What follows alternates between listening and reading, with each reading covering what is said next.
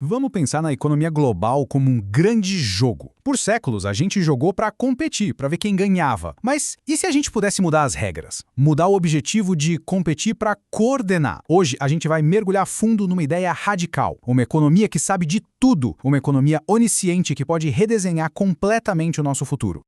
Para a gente entender essa virada de chave, nosso roteiro vai ser o seguinte. Primeiro, vamos olhar para o nosso mundo hoje, esse mundo movido pela competição. Depois, vamos conhecer a visão de Vinay Gupta e entender o que seria essa tal de economia onisciente. Na sequência, vamos ver como isso muda totalmente o valor das coisas e, por fim, quais são as escolhas e os desafios que estão bem na nossa frente.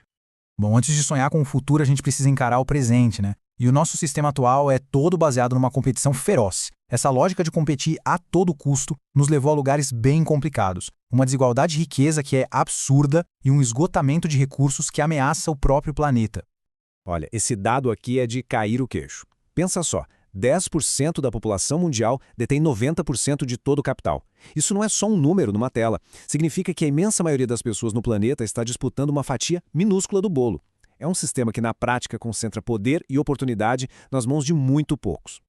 E aqui, a distorção fica ainda mais evidente. O mercado de especulação, que é basicamente dinheiro sendo feito com apostas sobre outros ativos, sem criar nada de novo, é mais de 6 vezes maior que toda a economia produtiva do mundo. Isso mostra uma coisa fundamental para a gente. O problema não é falta de dinheiro ou de riqueza no mundo. O problema é como essa riqueza é distribuída e para que ela serve. Então o ponto central é este. Os recursos existem, a riqueza está aí. O que falta é um jeito de coordenar tudo isso de forma global. Um sistema que seja ao mesmo tempo eficiente e justo. Um sistema que consiga fazer com que os recursos cheguem onde são necessários, em vez de ficarem girando em ciclos de especulação.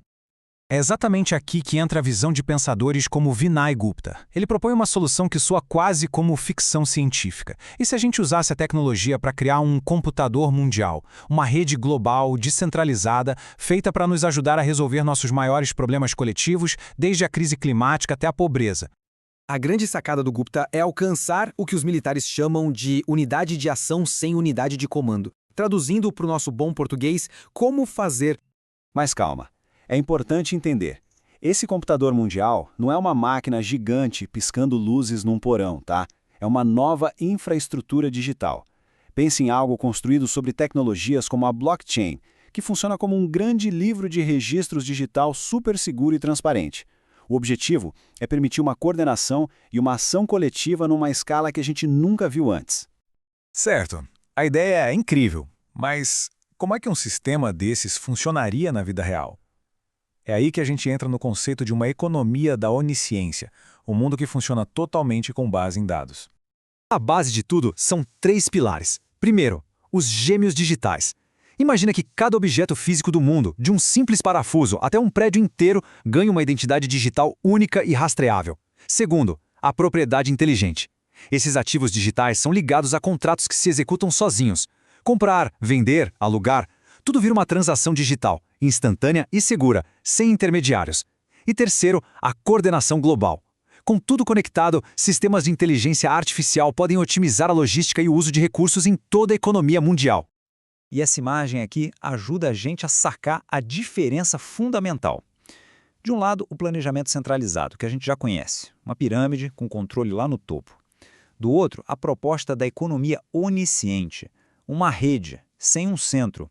O sistema consegue uma coordenação perfeita, mas sem uma autoridade central vigiando tudo. É como ter a eficiência de um plano perfeito, mas com a liberdade de um sistema aberto e com privacidade. O resultado prático disso seria uma rede industrial global just in time. Pensa na eficiência de uma fábrica supermoderna, onde as peças chegam exatamente na hora de serem usadas, sem estoque, sem desperdício. Agora, imagine aplicar essa mesma lógica para toda a economia do planeta. O desperdício seria reduzido drasticamente. E o mais maluco, a gente poderia ter crescimento econômico só por ser mais eficiente, sem precisar consumir mais nenhum recurso da Terra. E essa mudança tecnológica não para só na logística, não. Ela vai mais fundo. Ela pode mudar fundamentalmente a nossa própria ideia do que tem valor. Historicamente, a gente sempre dividiu o valor das coisas em duas caixinhas, né? De um lado, o valor objetivo, quanto custou o material e a mão de obra para fazer um carro. Do outro, o valor subjetivo, a sensação de liberdade que aquele carro te dá. O que a tecnologia está fazendo agora é começar a tornar o subjetivo mensurável. Pensa um pouco na evolução da comunicação. As cartas davam pra gente só o texto. O telefone adicionou o tom da voz. Uma camada de informação que deixou tudo mais rico. Hoje, com o smartphone, a gente tem vídeo, expressão facial, o ambiente. A cada nova camada de dados, o valor e a profundidade da nossa comunicação cresceram de forma exponencial. O mesmo princípio vale para tudo. Quanto mais dados a gente tem sobre uma experiência, mais real, mais tangível e, portanto, mais valiosa ela se torna. Um smartwatch que mede a qualidade do seu sono, por exemplo, ele transforma uma coisa subjetiva, acho que dormi bem, em dados objetivos. No futuro, a gente pode ter tecnologias que permitem até compartilhar experiências mais abstratas como num estado de meditação, tornando-as valiosas economicamente. Isso nos leva ao que o físico Amit Goswami chama de economia da consciência. Em vez de uma economia focada só em coisas materiais, a gente poderia criar novos mercados para o bem-estar, para experiências virtuais, para a educação emocional. Essencialmente, estamos expandindo o que a nossa economia considera como algo de valor. É uma mudança do quantitativo para o qualitativo. Mas claro, esse futuro não é um roteiro pronto, garantido. Nós estamos numa encruzilhada e, bem na nossa frente, tem debates importantíssimos sobre controle, privacidade e ética. E o debate central é este: quem vai construir esse novo mundo?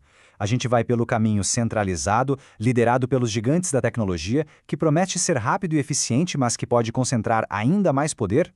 Ou a gente vai pelo caminho descentralizado, construído pela comunidade, que pode ser mais lento e caótico, mas que distribui o poder de forma mais justa?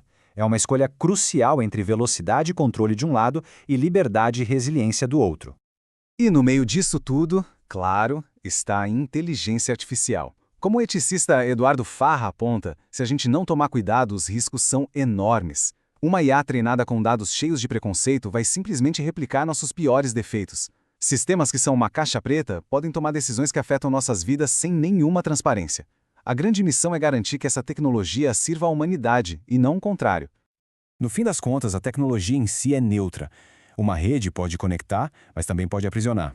A pergunta fundamental que fica é: com essas ferramentas incrivelmente poderosas que estamos criando, o que a gente está construindo? É uma economia mais consciente, mais humana? Ou estamos apenas construindo uma jaula mais eficiente? A resposta vai definir o próximo capítulo da nossa história.